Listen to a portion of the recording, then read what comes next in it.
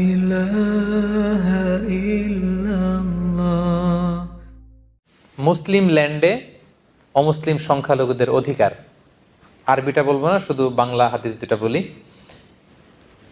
দেশ মুসলিম, এখানে যদি সংখ্যালঘু অন্য ধর্মের হিন্দু থাকে, বৌদ্ধ থাকে, তাদের রাইটের ব্যাপারে দেখেন ইসলাম কতটা ভয়ঙ্কর হুঁশিয়ারি দিয়েছে। আল্লাহ রাসূল সাল্লাল্লাহু আলাইহি ওয়াসাল্লাম বলেন, হাদিসটা সহিহ, যে কেউ যদি কোনো সংখ্যালঘুর উপর অত্যাচার করে, তার উপর জুলুম করে, সে যেটার প্রাপ্য এটা থেকে যদি কেউ বঞ্চিত করে, তাহলে কিয়ামতের ময়দানে আমি রাসূল সাল্লাল্লাহু আলাইহি ওয়াসাল্লাম তার পক্ষে, ওই মুসলিমের বিপক্ষে বাদী হয়ে আল্লাহর কোর্টে দাঁড়াবো।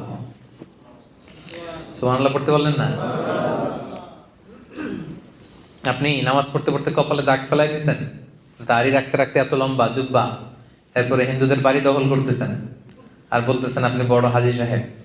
আল্লাহ রাসূল সাল্লাল্লাহু আলাইহি ওয়াসাল্লাম বলেন কিয়ামতের দিন আল্লাহ রাসূল ওই হিন্দুর পক্ষে থাকবে, আপনার বিপক্ষে। কথাটার ওজন খেয়াল করেন। বাংলাদেশে কিন্তু এরকম হয়, ক্ষমতার দাপটে হিন্দুদের বাড়ি দখল করে, জমি দখল করে, সংখ্যালঘুদের উপর অত্যাচার করে। হ্যাঁ, আছে না এরকম? আল্লাহ রাসূল সাল্লাল্লাহু আলাইহি ওয়াসাল্লাম বলেছেন তুমি মুসলিম হও, তুমি হাজী হও, তুমি যেটা হও, তোমার বিপক্ষে থাকবে আমার অবস্থান কিয়ামতের দিন। আচ্ছা, সোজা সাপটা একটা আনসার দেন। রাসূল সাল্লাল্লাহু আলাইহি ওয়াসাল্লাম যদি কারো বিপক্ষে বাদী হয়ে দাঁড়ায়, উপায় নেই। যার শাফাআত ছাড়া আমরা জান্নাতে ঢোকা কল্পনাই করতে পারি না, তিনি আমার বিপক্ষে, আল্লাহর সুপ্রিম কোর্টের ট্রাইব্যুনালে আমার বিপক্ষে, জান্নাতে যাওয়ার কোনো সুযোগ কি আমার সেদিন থাকবে? জন্য খবরদার। সংখ্যালঘুদের ব্যাপার দেখেন ইসলাম কত কঠিন হুঁশিয়ারি দিয়েছে। আমার হিন্দু ভাইরা, এই আলোচনা যদি কেউ আপনারা শুনেন, এটা যখন ইউটিউবে যাবে, রাসূল সাল্লাল্লাহু আলাইহি ওয়াসাল্লাম বলেছেন আপনাদের পক্ষে, সেই 1400 বছর আগে আপনাদের পক্ষে, আপনাদের রাইটসের জন্য, আপনাদের অধিকারের জন্য রাসূল সাল্লাল্লাহু আলাইহি ওয়াসাল্লাম লড়াই করেছেন। স্পষ্ট ঘোষণা। সংখ্যালঘুদেরকে আক্রমণ করলে, এদের উপর অত্যাচার করলে, জুলুম করলে, এদের প্রাপ্য অধিকার থেকে বঞ্চিত করলে, আমি নবী কিয়ামতের দিন সংখ্যালঘুর পক্ষে দাঁড়াবো, তার বিপক্ষে দাঁড়াবো। হাদিস নাম্বার 1। হাদিস নাম্বার 2, আল্লাহ রাসূল সাল্লাল্লাহু আলাইহি ওয়াসাল্লাম বলেন কেউ যদি কোনো সংখ্যালঘুকে অন্যায়ভাবে হত্যা করে, কি করে? মানে এটা আরো ভয়ঙ্কর, এটা সহিহ বুখারীর হাদিস, হাদিস নাম্বার 6914। সংখ্যালঘুকে যদি অন্যায়ভাবে কেউ হত্যা করে, আল্লাহ রাসূল সাল্লাল্লাহু আলাইহি ওয়াসাল্লাম বললেন কিয়ামতের দিন সে জান্নাতে তো যাবেই না, জান্নাতের ঘ্রাণও পাবে না। এজন্য খবরদার, ভয়ঙ্কর কথা কিন্তু আল্লাহ রাসূল সাল্লাল্লাহু আলাইহি ওয়াসাল্লাম বলেছেন। সো ইসলাম সব সময় ভিন্ন ধর্মাবলম্বীদের সাথে আমাদের সুসম্পর্কের কথা বলে, তাদের অধিকার সংরক্ষণের কথা বলে। এমনকি তারা যে মূর্তির পূজা করে, কোরআনের গাইডলাইন হচ্ছে লা তাসুব্বুল্লাযীনা ইয়াদউনা মিন দুনিল্লাহি ফায়াসুব্বুল্লাহা আদওয়াম বিগাইরি ইলম। খবরদার, আল্লাহকে ছাড়া তারা যে দেবী বা প্রতিমা, তাদের কাছে যেটা পবিত্র, এটা যে উপাসনা করে, ওই দেবী মূর্তি এগুলোকে তোমরা গালি দিও না, খবরদার। এটা কোরআনের ডোনস। কোরআনের অনেকগুলো খুব স্ট্রিক্ট ডুজ অ্যান্ড ডোনস আছে। কোরআন বলেছে খবরদার, ওদের প্রতিমা, ওদের মূর্তি, ওদের দেবদেবী এগুলোকে গালি দিও না। দিলে কি হবে? ওরা আল্লাহকে গালি দিবে, ফলে তুমি কেমন যেন আল্লাহরে গালি খাওয়ানোর কারণ হলো, ঠিক কিনা? কারণ তুমি তো ওদের দেবীকে গালি না দিলে ওরা তোমার আল্লাহর গালি দিত না। তার মানে অমুসলিমদের সাথে যদি আমরা খারাপ আচরণ করি, তাদের দেবদেবীকে যদি আমরা গালি দেই, তাহলে কেমন যেন আমরা নিজেরা ইসলামকে ছোট করলাম। ইসলাম আমাদেরকে এটা শিক্ষা দেয়নি। ইসলাম সবসময় সহমর্মিতার কথা বলে, সাম্প্রদায়িক সম্প্রীতির কথা বলে, ধর্মীয় সহাবস্থানের কথা বলে, ইন্টারফেথ ডায়ালগের কথা বলে, যেগুলোকে সামনে রেখে আমরা একসাথে হতে পারি। ইসলামের মৌলিক শিক্ষার সাথে অন্য ধর্মের সাথে যে শিক্ষাগুলো মিল আছে, এগুলোকে সামনে নিয়ে কিন্তু আমরা একসাথে বসতে পারি, একসাথে কাজ করতে পারি। তাহলে সংঘাত এগুলো কমে যাবে। যে অমুসলিমরা আমাদের বন্ধু হতে পারবে কিনা, এই ব্যাপারটা নিয়ে কথা বলতে যে আমাদের অনেক মুসলিম ভাই বোনেরা একটু সংশয়ে থাকেন কোরআনের কয়েকটা আয়াত নিয়ে। আয়াতগুলো কি একটু বলি। 1 নম্বর হচ্ছে সূরা আলে ইমরানের 28 নম্বর আয়াতের অর্থ করতে যে একটু গুলিয়ে ফেলেন। আল্লাহ তাআলা সে আয়াতে বলছেন লা ইয়াত্তাখিযুল মুমিনুনাল কাফিরিনা আউলিয়া মিন দুনিল মুমিনিন। অর্থাৎ বিশ্বাসীরা, মুমিনরা যেন মুমিন ছাড়া অন্য কাউকে, মানে কাফির কাউকে, কাফিরদেরকে যেন আউলিয়া হিসেবে গ্রহণ না করে। রিপিট, আবারও বলছি, বিশ্বাসীরা যেন আরেক বিশ্বাসীকে ছাড়া কোনো কাফিরকে তাদের আউলিয়া না বানায়। এখন আউলিয়া মানে কি? আউলিয়ার অর্থ করতে যে অনেকে অর্থ করে বন্ধু, অনেক ট্রান্সলেশনে কি বলে? বন্ধু। আসলে এই অর্থটা ভুল। মুমিন যেন মুমিন ছাড়া অন্য কাউকে বন্ধু না বানায়, কথাটা ঠিক না। তাহলে সঠিকটা কি আমরা বলবো এখনই। আরেকটা আয়াত এরকম আছে, কনফিউশনে পড়ে যায়। সূরাতুল মায়েদার 51 নম্বর আয়াত, আল্লাহ তাআলা বলছেন ইয়া আইয়ুহাল্লাযীনা আমানু লা তাত্তাখিযুল ইয়াহুদা ওয়ান নাসারা আউলিয়া মানে ওহে বিশ্বাসীরা, তোমরা ইহুদি নাসারাদেরকে তোমাদের আউলিয়া বানিও না। এটার অর্থ অনেকে করে কি বন্ধু। তার মানে এই দুই আয়াতের অর্থ করতে যে অনেকে বলে মুমিন যেন মুমিন ছাড়া কোনো কাফেরকে আউলিয়া না বানায়, মানে বন্ধু না বানায়। আবার পরের আয়াতে ওহে বিশ্বাসীরা খবরদার ইহুদি নাসারাদেরকে তোমাদের আউলিয়া বানিও না, অর্থ কি করে বন্ধু বানিও না। এই ব্যাপারটাতে সংশয়। আসলে আউলিয়া শব্দটা হচ্ছে বহু বচন, এর এক বচন হচ্ছে ওয়ালি।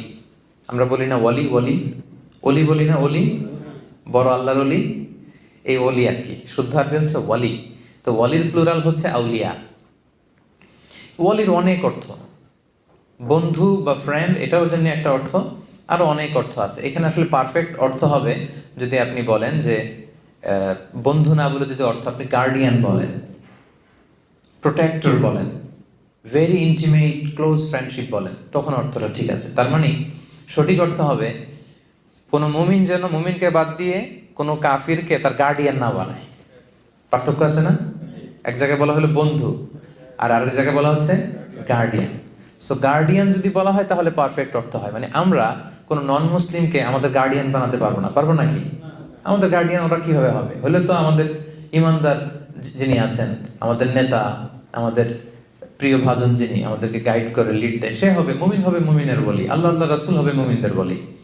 তো ওয়ালায়া যেটা গার্ডিয়ানশিপ, এটা হচ্ছে আ'লা মিনাস সাদাকা, বন্ধুত্বের চেয়ে এটা অনেক উপরে। কিন্তু সিম্পলি আমরা যে ভুলটা করে ফেলি, আমরা বন্ধু বলে ফেলি।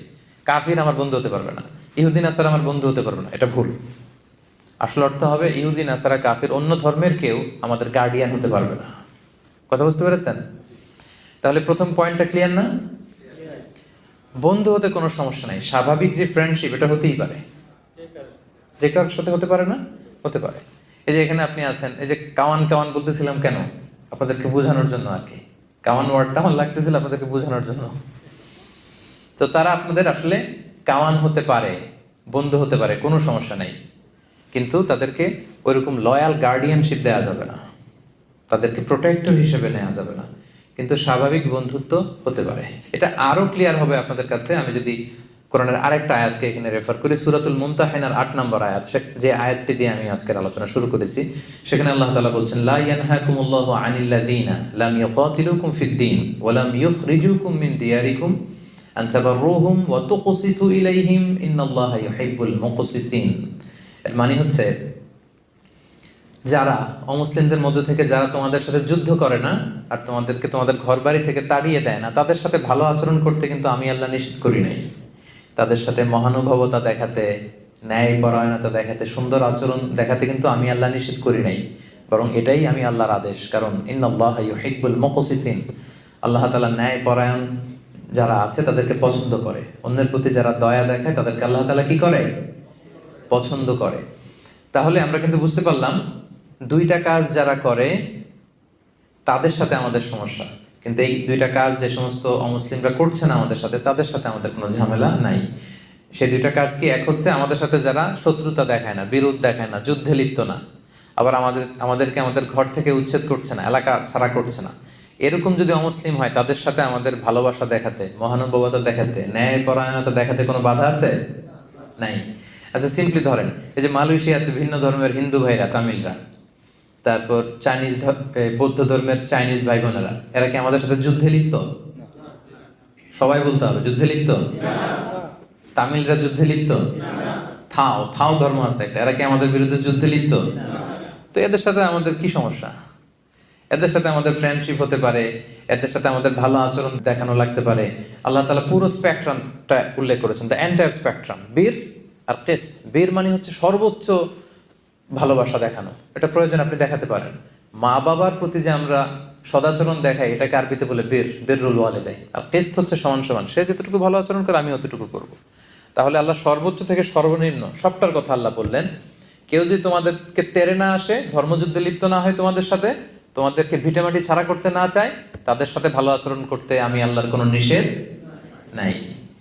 এই আয়াত থেকে এবার বুঝতে পারছেন না যে সুন্দর আচরণ করতে হবে এদের সাথে?